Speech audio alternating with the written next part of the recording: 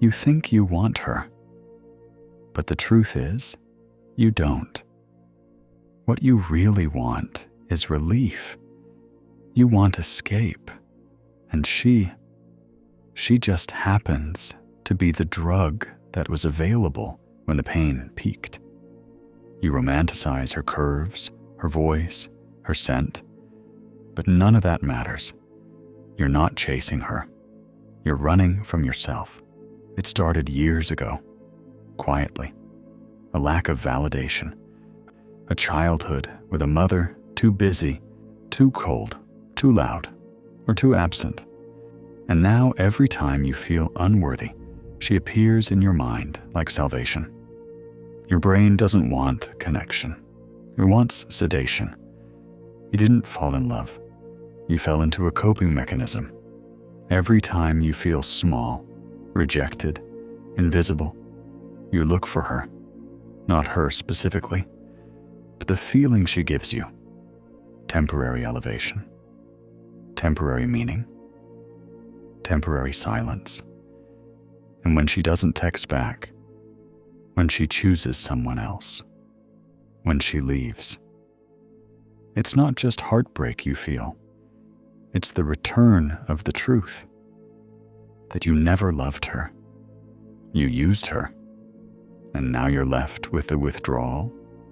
But you'll never say that out loud because you've been trained to believe that needing her is natural, that longing for her is human, that wanting her approval is masculine. It's not. It's fear. You don't want to be seen. You want to be worshipped. You want someone to pour meaning into you because you can't find any on your own. You've been using women like mirrors, hoping one of them finally reflects something beautiful back at you. But all they do is show you what you refuse to fix. You keep telling yourself you're not like other guys, that your intentions are pure, that you're different. But different from what? From the men who use women for sex? You use them for purpose. That's worse, because it wears a mask of love, of care, of connection. But underneath, it's still the same hunger, the same panic to not be left alone with your own reflection. You don't desire her. You desire silence. You desire a moment where your mind stops screaming, where your self-hatred goes quiet, where your guilt can breathe for a second. She's your silence, and that's why you'll chase her, even when she treats you like nothing. You'll justify her coldness. You'll worship her distance, because her rejection still feels better than your emptiness. You wait for the message, the call, the sign, not because you want her, but because you want to believe that maybe you're not as worthless as you feel. And that's the addiction. Not to love, not to sex, not even to her, but to meaning, to feeling like you matter for 5 seconds, to being chosen. Every time you chase her, what you're really chasing is relief from your own story. The one where you're never enough. The one where no one stays. The one where love is a transaction and your value is your utility. And when she leaves, like they always do, you tell yourself it's her fault. But deep down, you know, she didn't break you. She just stopped hiding the truth you keep trying to avoid.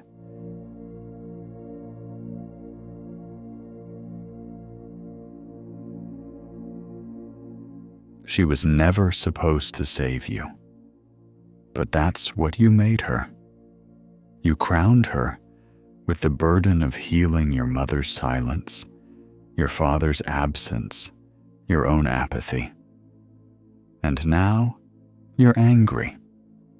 Not because she lied, but because she failed to become the fantasy you built.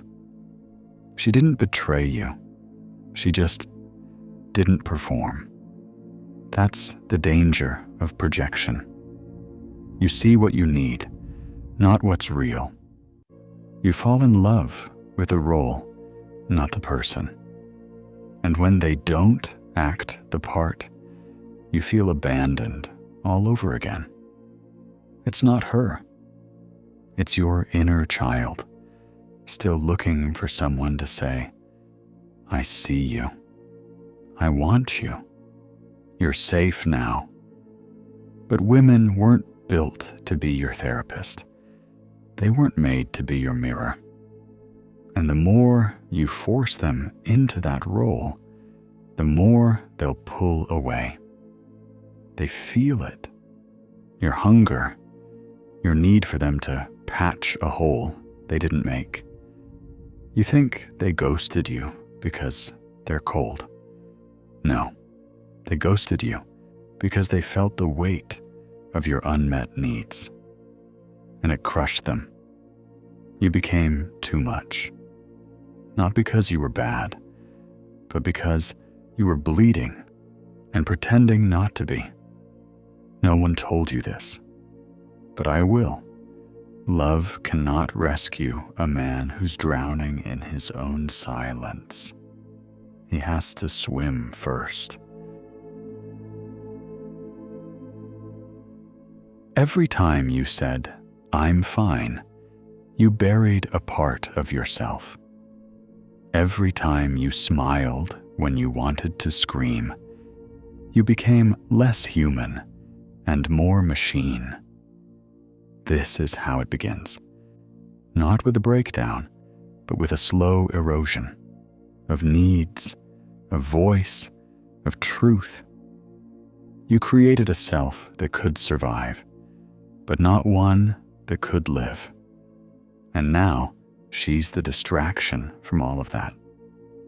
Because facing yourself means remembering how long you've been silent, how often you abandoned yourself just to be chosen, how many masks you wore just to avoid the sound of your own thoughts. You crave intimacy, but flinch at vulnerability. You want someone to stay, but push them away the moment they see something real. You don't want to be known. You want to be admired. Because to be known is to be exposed, and exposure terrifies you. So you curate, you perform, you seduce, you manipulate, not out of malice, but out of fear that if someone ever saw you unfiltered, they would leave too. This is what you've been running from. Not rejection, but recognition. Someone seeing the parts you've kept hidden even from yourself. But here's the truth. What you refuse to face will always own you, and the love you want will never arrive, because you sent the real you into exile a long time ago. You didn't just end up here. You walked here, step by step, choice by choice, silence by silence. You chose comfort over confrontation. You chose being needed over being real. You chose fantasy over truth. And now, you're drowning in a story you helped write. Every woman you chased was another chapter in the same book. Different name, same ending. Because you weren't looking for love. You were looking for anesthesia, something to dull the ache, to numb the questions, to give you the illusion of meaning without the responsibility of healing.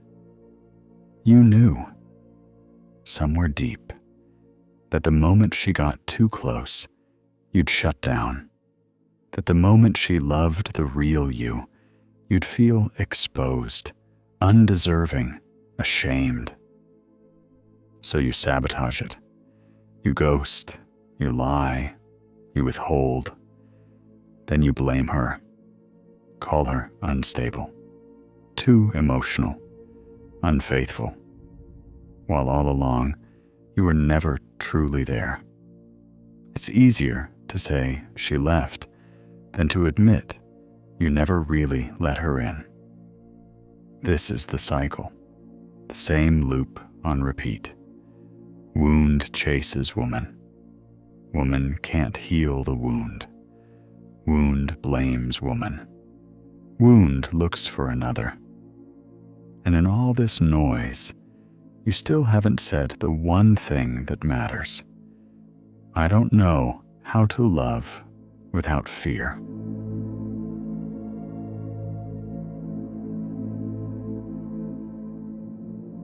There's a moment every man reaches where silence becomes unbearable, where the patterns become undeniable, where the lies he tells himself start to rot in his mouth. You're here now, not because you're weak, but because the mask stopped working, because the thrill wore off, because you've run out of people to blame. You keep telling yourself the right one will fix it. That if she's loyal enough, kind enough, patient enough, she'll stay. But deep down, you know the truth. Even if she stays, you'll ruin it. You'll test her, push her, punish her. Because love terrifies you more than loneliness ever did. Love requires exposure. It demands honesty, not just about what you want, but about what you fear. And that's what you avoid. Because fear is the one thing you've never been taught to sit with. You've always run into women, into porn, into achievement, into silence. But running is a choice. So is returning. You're not broken. You're just committed to avoiding yourself. And as long as you stay committed, no woman will ever be enough. You'll drain her, doubt her, destroy her, and then miss her. Not because she was perfect, but because her absence is quieter than your guilt. You still have time, but not forever. At some point, the cost of staying asleep becomes too heavy, and the pain you ran from becomes the prison you built yourself. The door is open, but no one can walk through it for you.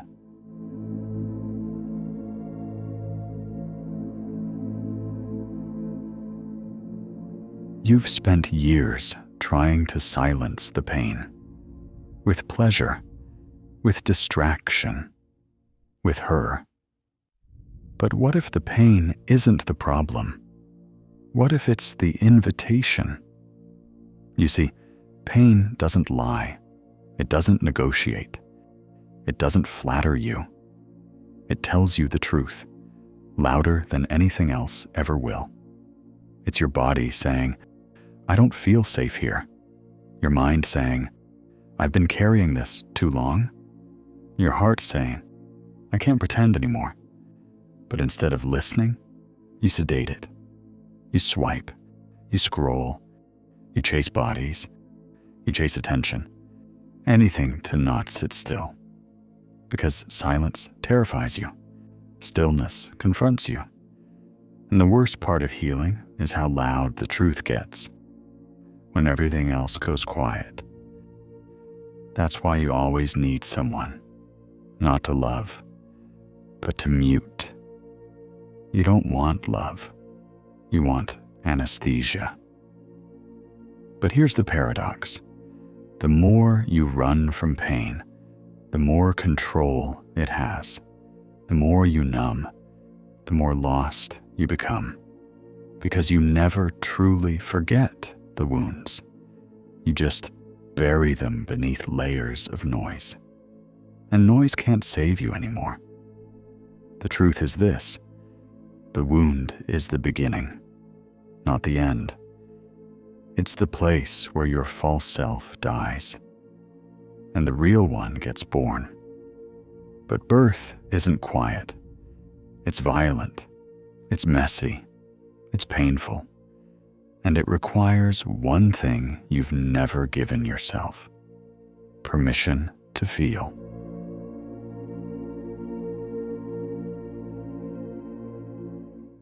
You keep asking, "What do I do now?" The answer is simple, but it's not easy. You start where you lost yourself. Go back to the first silence, the first lie, the first moment you decided that who you were wasn't enough. Maybe it was a parent who ignored your tears. Maybe it was a teacher who mocked your voice. Maybe it was the first girl who left, or the first one who stayed, but didn't see you. It doesn't matter how it started. What matters is that it became your truth. You built your identity around survival, not connection, not authenticity, not love.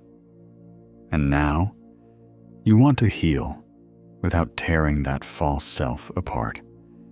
But healing isn't gentle. It's invasive. It takes your excuses and sets them on fire. It asks you to stop blaming her, to stop waiting for the right person to fix you, to stop performing. And that's terrifying. Because who are you when you're not being wanted? Who are you without the validation?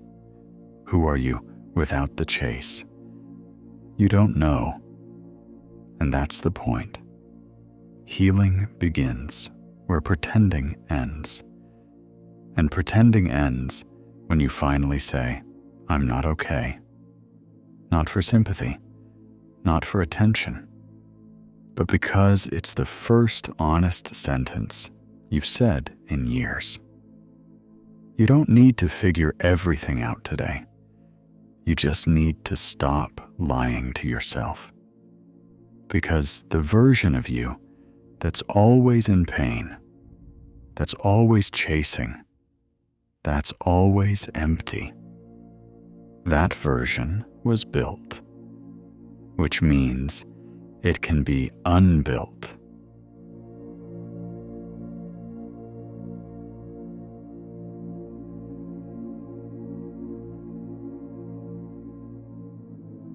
There's someone underneath all this, beneath the addiction, beneath the noise, beneath the hunger for approval and touch and validation.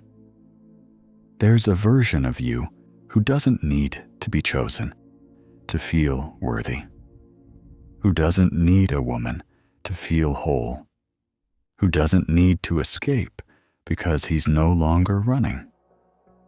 But you haven't met him yet, because meeting him requires one thing.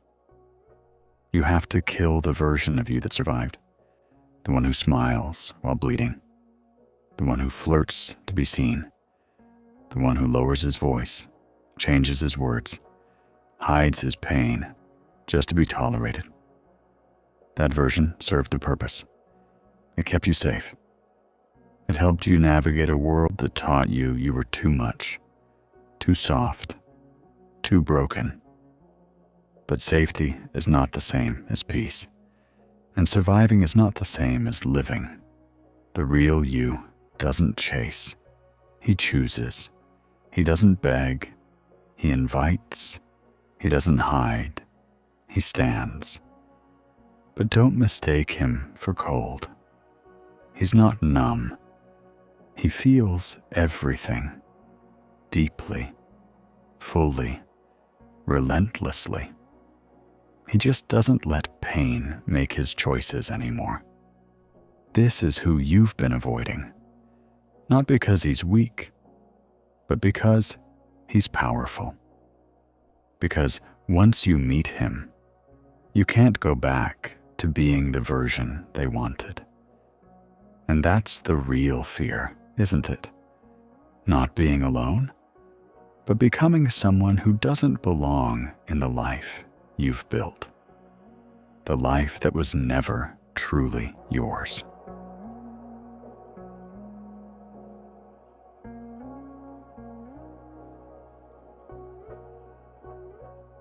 You've seen it. The truth. The pattern. The pain. You've stood in front of the mirror and watched the version of yourself you spent years constructing crumble. And still, you're here. That matters. Because healing doesn't happen when it's convenient. It begins when it's demanded. And pain. That was your demand. That was your knock at the door. Most men ignore it. They go back to the chase, back to the game, back to the silence. They wear their emptiness like armor and call it strength. But not you. Not anymore. You've seen too much. You've felt too much. You know now that no woman, no pleasure, no success can substitute for self-trust. And you know that you're the only one who can rebuild that. Slowly, quietly, relentlessly. It starts with listening to the voice you've muted for years. It starts with feeling what you've buried, with telling the truth, even if no one claps, even if no one stays. Especially then, because the man you're becoming doesn't need the world to understand him. He just needs to stop abandoning himself. You will miss her. You will crave the noise again. You will feel like going back. But you won't. Because now you know. It was never about her. It was always about you. And finally, you're ready to meet yourself.